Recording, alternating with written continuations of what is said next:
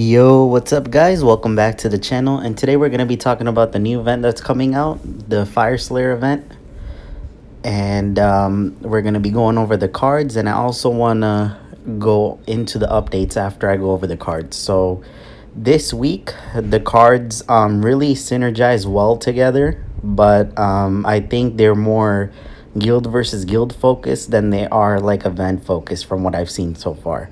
So let's go ahead and go over the cards really quick. Your first pack feature card is gonna be Gladia, She Without Fear, and she's gonna be doing 400% damage and HP for all fire honored heroes in guild versus guild attacks. So that is a main focus point right there, because that's what I think this deck is really intended for, guild versus guild. And you'll see what I mean. So generate 5 honored intensity and attack for 300% attack plus 1500% for every 5 stacks of honored intensity rounded down. If there is at least 1 fire gem on the board, attacks a second time. This ability can be used every turn. And there's a 0 turn cooldown, and all it takes is 5 gems to power this up. The main skill, that the boss is going to be using against you, the main guild boss, that's going to be Gem Silence.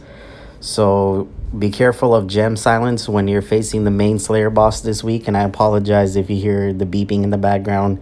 That's just the garage door being opened constantly. People are going in and out. I apologize for that. So that is the first card. And the second card that we have, which is going to be the free card, would be Dami, Beast Fighter. He is going to be creating 1 fire gems both now and for the next 2 turns, plus 1 additional fire gem per 25 honored intensity rounded down. So you can already see the synergy coming along. As long as 1 fire gem is on the board, Gladia can attack again, and this skill is literally going to create 1 fire gem and more, depending on how much intensity you have, and it's going to keep going on for the next 2 turns. Alrighty, so let's go ahead and get into the ultra rare. So the ultra rare is going to be, I think it's pronounced Bestarius, I don't know. That's my guess. Increases honored heroes attack by 30% plus 3% per 10 intensity rounded down for 1 turn. This ability can also be used every turn, 0 turn cooldown. And then it has a passive: when beginning a turn with a fire power gem 2 or higher on the board, creates a fire gem 2. And I believe this does go into fire gem 3. It will create at 6 stars. So I just want you to keep that passive in mind. If there is a power gem, it'll create another one, and you're going to see why I'm telling you that now. The X13 Phlegma Arena King, he is also going to be having a similar skill as the ultra rare. Increases honored heroes attack by 40% plus 5% per 10 intensity rounded down. Again, 0 turn cooldown, can be used every turn. Charge rate is only 6 gems. Charge rate is pretty low. Cooldown is 0, so you can pretty much just spam these skills. That's what it seems like. And then here we go with the passive. When beginning a turn with a fire power gem 1 or higher on the board, creates a power gem 4. Now, the reason why I am saying keep an eye on the passive is because I highly believe everything leads to a relic that is going to create a power gem 1, just like we had with the Sea Dragon deck, the water deck. Everybody was really hype about that relic when it came out. It was like the first relic of its kind when it came out, where if there's more than 8 gems on the board, it's going to go ahead and create a 1-tiered power gem. So I think that relic is basically going to mesh really well with the passive if they do bring a relic that creates a power gem 1. Now, if they don't, I think they really dropped the ball with this deck. I think that relic is essential for this deck. So if that relic does not create a power tier gem 1 for every 8 gems when it's 6 stars, they really dropped the ball with this deck. Again, I honestly believe it's more guild versus guild focused deck than anything else. You can mesh a couple of cards with it.